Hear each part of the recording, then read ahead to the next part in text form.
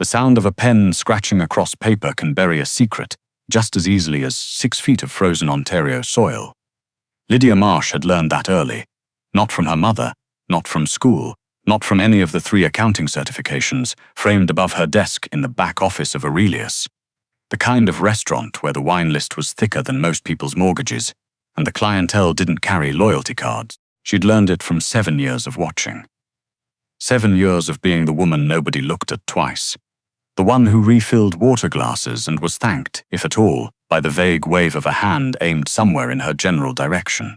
The one whose name wasn't worth remembering. She'd made peace with it, or something close enough to peace that she'd stopped examining the difference. Aurelius sat on King Street West in Toronto, tucked between an art gallery nobody visited and a private members club nobody admitted attending. The restaurant had no sign visible from the street. It didn't need one. The people who came here already knew where it was, and the people who didn't know were not the people the owners wanted walking through the door. The decor was dark walnut and cream marble, chandelier light that turned everything amber, and a specific silence that wasn't the absence of sound but the presence of money, the way it muffled the world and made everything feel both more serious and more fragile. Lydia arrived at 4 every afternoon to open the books before the dinner service began. She was 31 years old, had a master's degree in financial forensics from Western, and made $47,000 a year doing the kind of work that kept 3 different entities: the restaurant, its holding company, and something considerably less discussed. Exactly as clean as they needed to appear on paper. She wore black every shift because black was slimming. Her mother had told her that when she was 14, and she'd never fully stopped believing it. She kept her hair pulled back tightly, because loose hair near food was unprofessional, and she was nothing if not professional. She was also, and this was the part she'd become very good at pretending she didn't notice, very, very good at listening to conversations that were not meant for her ears. It wasn't intentional, or it had started that way, genuinely. But 7 years in a room full of powerful men who considered waitstaff part of the furniture had a way of stripping that particular form of courtesy away. After a while, tuning it out took more effort than absorbing it. And Lydia had long since stopped bothering. She knew which city councillor was having an affair with which developer's wife. She knew which Crown attorney had a gambling problem he was managing on a debt schedule that would have made a loan shark blush. She knew which 2 restaurant investors had been quietly funneling cash through a numbered company in Mississauga for 18 months. She kept none of this anywhere except inside her own head, organized by date, cross-referenced by implication, filed under not my business, until the night it became her business. It was a Thursday in February, the kind of cold that came off Lake Ontario and made the city feel like it was being punished for something. The dinner service was fully seated by 8, and Lydia was finishing the March projections at the corner table near the kitchen pass-through. The table nobody ever wanted, because the kitchen noise bled through the wall and the lighting was 2 shades too bright. Her table. She'd unofficially claimed it 3 years ago. She was halfway through a variance calculation when she heard the name. Not a name that meant anything to most people, but to anyone who'd spent time in certain financial records. The kind filed under subsidiaries of subsidiaries, the kind where the beneficial ownership went sideways through 4 shell companies before you hit solid ground. The name Callum Reeve landed like a stone, dropped into still water. She didn't look up. That was the first rule she'd taught herself. Never look up. Callum Reeve was seated at table 7 with 2 men she didn't recognize and a woman Lydia did. Serena Holt, who had been introduced to the restaurant 6 months ago as the personal assistant to Alexander Vane. Vane himself was at table 2, the corner booth that faced the door. He always sat with his back to the wall and a clear sightline to the entrance. Lydia had thought when he first started coming in that this was paranoia. She'd revised that assessment fairly quickly. Alexander Vane. She still wasn't entirely sure what his actual title was in any of the 3 organizational structures she maintained records for. He appeared in the books as a silent partner in the holding company. In practice, every senior staff member at Aurelius received their real instructions from him, even when those instructions came through 4 other mouths first.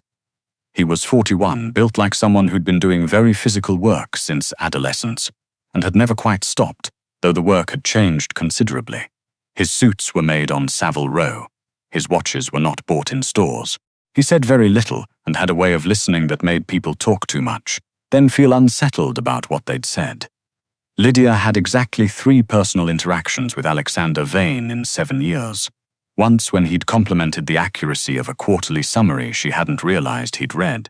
Once when he'd held the door open for her at the building entrance and said nothing at all, just waited with a patience that made the gesture feel different from politeness. And once, 8 months ago, when she'd made an error in a reconciliation, a small $142 misallocated, and he had found it before she had, left a single sticky note on the printed report that read, "Sharp eyes matter more than tidy numbers." No signature. She'd known it was from him. She'd kept the sticky note. That was information she kept even more privately than the financial records. At table 7, Callum Reeves' voice dropped. Lydia had a very good ear. She'd trained herself to read sound the way she read columns of figures. Not by straining, but by calibrating.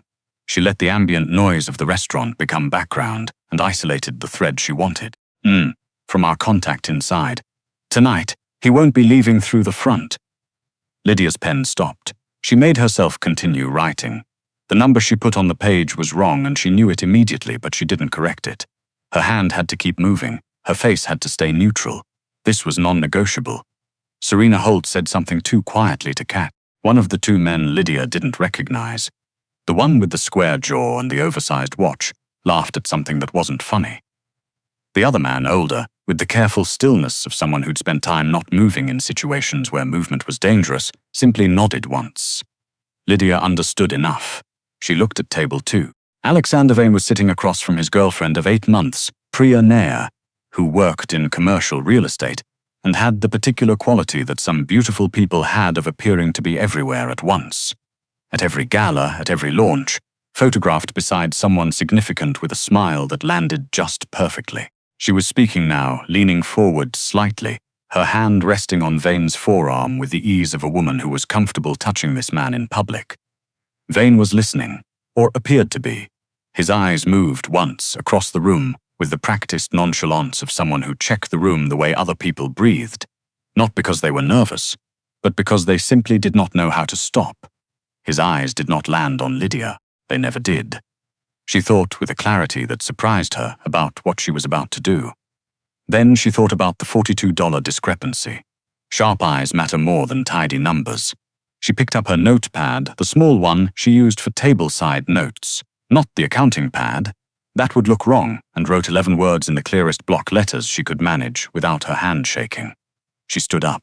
She picked up the nearest water pitcher, which was sitting empty on the service station 3 feet away, and she walked toward the front of the restaurant in the manner she had perfected over 7 years.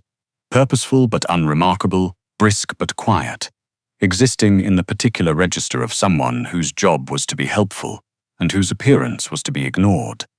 She refilled the water glass at table 4 without being asked. She took the drink order from table 5's late arrival. She was, to anyone watching, simply a floor manager doing her rounds. At table 2, Priya Nair was laughing at something. A clean, practiced laugh that Lydia had heard many times and never once felt convinced by. Vane had his glass in his hand, raised slightly, and in the half-second where Priya turned her head to flag someone across the room, Lydia reached past him to straighten the silverware setting on his right side, the side facing away from Priya, and pressed the folded note beneath the edge of his bread plate.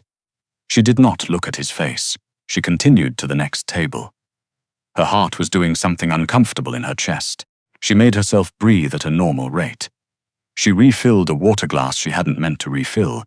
The woman at table 6 already had a full glass and looked mildly confused and retreated to her corner. She did not look at table 2. She opened her accounting pad and stared at numbers she could not read. 40 seconds later, she heard the chair at table 2 move.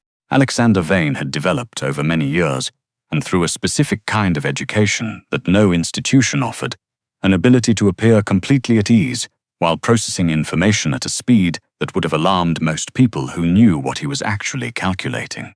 He'd noticed Lydia Marsh the moment she'd walked into the restaurant on her first shift, 7 years ago, for the same reason he noticed most things. Not because he was looking for her specifically, but because he looked at everything. It was a habit so ingrained it had ceased to feel like a choice. His eyes moved and catalogued and filed, and Lydia Marsh had been filed under observant, discreet, reliable, underestimated by everyone, including herself. He'd read her quarterly summaries because he read everything that passed through any business he had an interest in.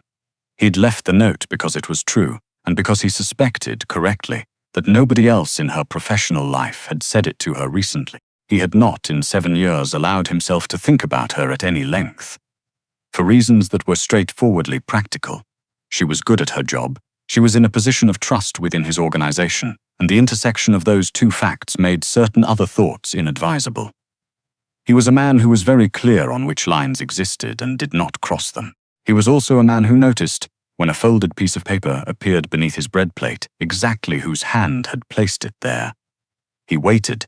Priya was explaining something about a development parcel in Vaughan. He made the appropriate listening sounds. His left hand slid the note from under the plate's edge and held it below the table's level. He unfolded it.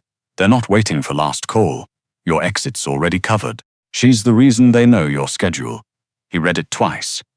Then he set it flat on his thigh and looked at Priya with an expression that did not change at all. He had trusted her with exactly 3 pieces of information about his regular movements. His Thursday dinners were one of them. He rotated his schedule through a system that meant nobody outside his innermost circle could anticipate where he'd be on a given night. The variables were too many, the patterns too deliberately obscured. The only way Table 7 knew his exit plan tonight was through someone who had been told. There were, including Priya, exactly 4 people who'd known about the kitchen exit. He set his wine glass down. "Excuse me," he said. "I need to make a call." Priya smiled. Of course. The smile didn't reach her eyes. He wasn't sure it ever had. He'd been noting that quietly for about 3 months and had said nothing about it, partly because he'd been allowing it to develop for operational reasons he didn't need to explain to anyone, and partly because he'd been wrong about people before and had learned to require more than a feeling before he acted. He now had considerably more than a feeling. He stepped into the small corridor beside the private dining room and made 2 calls. The first was 30 seconds long. The second was 45. By the time he returned to the table, the exits had been reconfigured. 3 people outside the building had received instructions, and Callum Reeves' associates at Table 7 were going to find the next 2 hours considerably more complicated than they'd planned. He sat back down across from Priya and looked at her carefully. "Sorry," he said. "You were saying something about Vaughan." At her corner table, Lydia had convinced herself she had made a catastrophic error in judgment approximately 11 times in the last 20 minutes. The note was ridiculous. It was presumptuous. It was the kind of thing that happened in the stories she read on her phone before bed. Not in real life. Not in a King Street restaurant, where she was supposed to be doing third-quarter reconciliations. She was also, she realized with some exasperation, watching the room with more attention than she'd ever admitted to watching it. She saw Vane return from his phone call. She saw the specific neutrality of his face as he sat back down. The careful absence of any emotion that she'd learned over time was itself a form of expression. She saw Priya refill her own wine glass and talk, with the energy of a woman who was either very happy or very anxious, and had decided that volume was the appropriate response to both. She did not see what happened at Table 7 because the angle was wrong, but she felt the shift in the room the way she always felt these things, not as sounds or sight, but as pressure, the quality of the air changing slightly, like a barometric drop before a storm. 2 of the kitchen staff she didn't recognize. The restaurant had a full Thursday crew. She knew all of them, moved through the room in the way that people moved when they were doing something that looked like one thing and was another. One of them stopped at Table 7 and said something brief. Callum Reeves' face changed. Lydia looked back at her numbers. The dinner service continued. Plates came out. Glasses were topped. The low, amber-lit conversation of 43 wealthy people filled the room in the particular way it always did, and nothing appeared to have happened at all. At 9:47, Priya left. She didn't look upset. She looked, if anything, more composed than usual. The careful composure of someone who had decided in the last hour to be extremely controlled. Vane walked her to the front door with his hand at the small of her back. He said something near her ear. She nodded twice. Her car was already waiting. Lydia watched all of this from her corner and understood almost none of the specific operational details, but understood the emotional shape of it with perfect clarity. She began shutting down her laptop. Dinner service ended at 10:30, and she typically stayed until 11, but tonight she felt suddenly, very much like leaving. She was putting her coat on when she heard the footsteps. Not from behind her. From beside her, from the direction of the private corridor, which was not a route that any of the floor staff typically used to cross the restaurant. She turned because the sound was directly next to her table, and because not turning would have been stranger. Alexander Vane stopped 2 feet away from her and looked at her in a way that he had never, in 7 years, looked at her before. Not with the peripheral awareness she'd grown used to. Not with the distracted courtesy he applied to most interactions. He was looking at her the way she looked at a complex spreadsheet, like she was something that required his actual, undivided attention. "You could have stayed at your table," he said. It wasn't an accusation. It was a statement of fact, gently offered, with the particular weight of someone who understood exactly what it cost to not stay at one's table. "I know," she said. Her voice came out steadier than she'd expected. "How long have you known about Reeve?" "I didn't know about tonight specifically. I've been tracking a cash movement pattern through the Mississauga subsidiary for about 4 months. His name comes up in a way it shouldn't, given the declared structure." She paused. "I wasn't sure what to do with that. You could have brought it to management." "I wasn't sure which management was the right management." Something shifted in his expression. Not quite a smile, more the precursor to one, the tightening at the corner of his mouth that meant something had registered as true and important. "That's a very careful answer. I'm a very careful person, I know." He said it like it was something he'd known for a long time and was only now saying aloud. "What's your name?" She blinked. Lydia Marsh. I've worked here for 7 years." He said it without any particular emphasis, just fact. "I know. I meant, what do people call you?" "Lydia," she said. "Just Lydia. All right, Lydia." He glanced at her laptop bag on the table at the stack of folders she'd been working from all evening. "The Mississauga account. Can you have a summary on my desk by Monday? I can have it by tomorrow morning." This time the corner of his mouth actually moved. It was brief. It was also, she noted with a sensation she had no intention of examining closely, genuinely warm. "Sharp eyes," he said quietly. He was already turning away when she said, without planning to, "You're welcome." He stopped, turned back, looked at her with that same complete attention. "Yes," he said. "I am. Thank you." He walked away. She stood very still for a moment, coat half on, the restaurant settling back into its regular amber quiet around her, and felt something she hadn't felt in a long time. Not quite pride, not quite relief, but something in the vicinity of both. The particular sensation of having been, for the first time in longer than she could easily remember, genuinely seen. She didn't sleep much that night. She spent 4 hours building the cleanest, most precise financial summary she'd ever compiled. Cross-referenced, annotated, with 3 separate exhibit tabs, and told herself she was doing it because it was professional, because it mattered, because this was the kind of work she was good at, and she wanted it done right. She sent it to him at 6:12 in the morning. At 6:43, her phone lit up with a message from a number she didn't have saved. "This is thorough. More thorough than anyone here has managed in 4 months of trying. I'd like to talk Monday." AV. She read it 4 times. Then she typed back, "Monday works." She put her phone down, picked it back up, added, "The irregularity in the March 11 transfer is worth flagging separately. I included it in the exhibit, but it may be the load-bearing detail." 3 minutes passed. I saw it. I was waiting to see if you had, stared at the ceiling for a while. She had worked in the margins of a dangerous world for 7 years. She had been invisible by design and by resignation, and by the particular way the world looked at a woman who didn't fit its most flattering frames. She had kept head down and her eyes open, and told herself that this was enough. That careful and quiet and reliable were sufficient things to be. In a restaurant on King Street West, in 11 words written in block letters on a notepad page, she had done the thing she'd spent 7 years convincing herself was not her job to do. It turned out it was exactly her job. She'd just been waiting for the moment that made the cost worth paying. 3 weeks later, on a Tuesday afternoon when the light through the tall windows of Vane's office was the pale specific gold that only happened in February, when the sun was low and Toronto had temporarily forgotten how much it had wanted to be warmer. Lydia was sitting across the desk from him, with the restructured account summary between them, when he looked up from the exhibit tab, and said, without any particular preamble, "You're being wasted." She looked up. "In what sense?" "Every sense." He turned the summary over. "You've been doing reconciliations and quarterly reports. You should be doing exactly this." He set his hand flat on the folder. Full financial oversight. Strategic. Not administrative. I'm a floor manager who also does the books.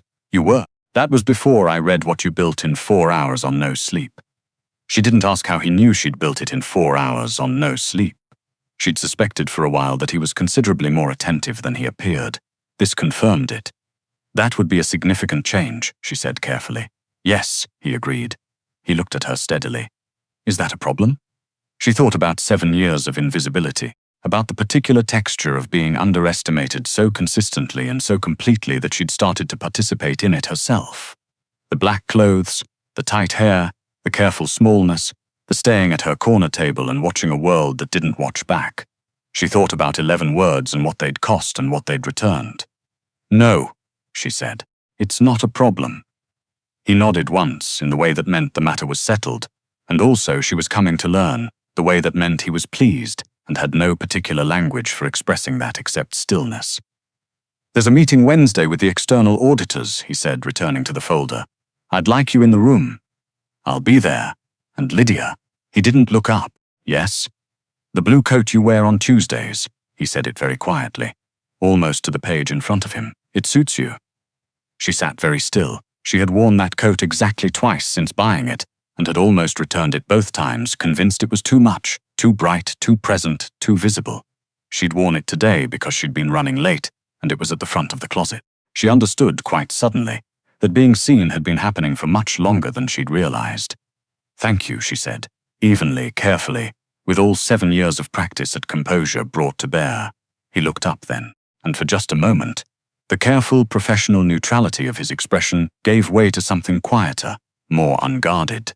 The face underneath the face, which was the face of a man who knew exactly how rare it was to find someone whose sharp eyes moved in the same direction as his own. The invisible woman who'd spent 7 years learning to disappear had been seen all along. She just hadn't known yet what would be built from that.